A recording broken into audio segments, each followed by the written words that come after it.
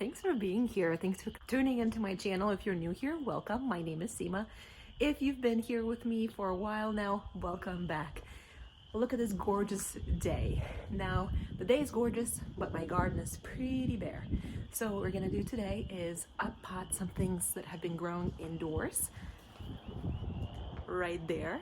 And I'm so excited because I am creating some beautiful flower arrangements for the future. Now I have taken out a couple of my trays outdoors. I gotta be careful not to leave them outdoors too much because once you start your seedlings indoors, you want to make sure that you give them ample of time to adjust to the outdoors. You don't want to scorch them. So right now I'm gonna get to work, get these guys planting.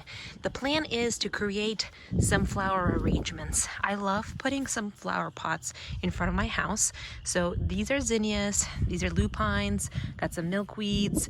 What I'm gonna do is take a couple of these zinnias and lupines and put them in these containers, a little bit bigger. Once these grow up in here, fill out nicely, I'm gonna take them out and put them even in a bigger container, and that container is gonna go in front of my house. So what I'm gonna do here is grab this container, I'm gonna fill it up with soil. Here it is with some loose soil. That's the same soil I started my seeds with. As you can see, it's not ideal. It does have some big wood pieces, but you just toss them out. You know, you gotta make things work. It doesn't have to be perfect. So here's my soil. Now what I'm gonna do is take my seedlings here. So I got my zinnias, and I remember from planting, one row of zinnia was one variety, another one was another variety. So what I'm gonna do is, because I'm gonna create 3 flower arrangements, I'm gonna put 2 zinnias per each flower arrangement. Now these are super handy dandy. What you can do is you literally push from the bottom and they come out really nicely. Look at those roots.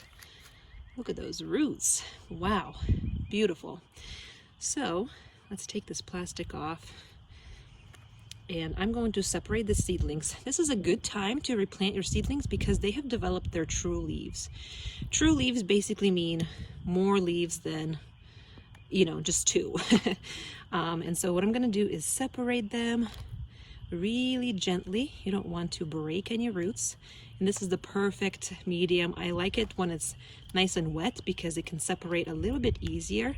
Now these roots are a little bit longer than I would like them to be, but still they're separating very nicely. So we got 2 here, 2 here.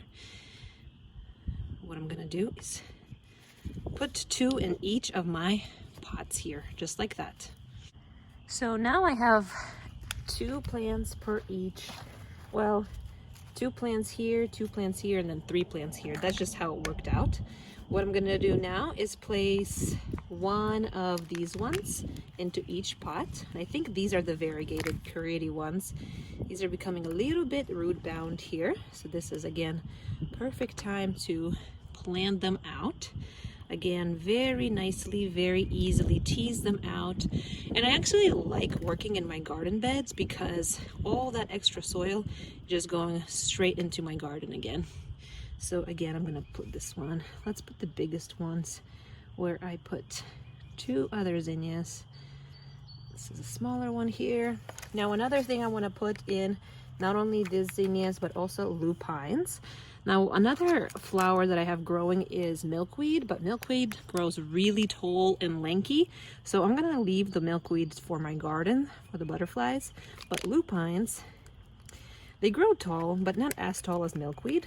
So I'm just going to separate these. We got 3 lupine plants here.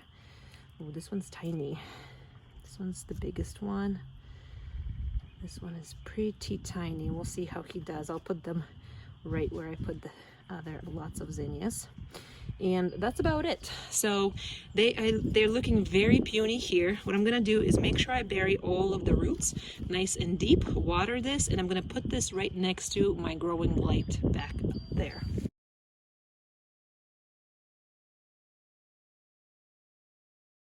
And that's about it. So I started my seeds underneath the light in a simple soil. It wasn't perfect, but it worked.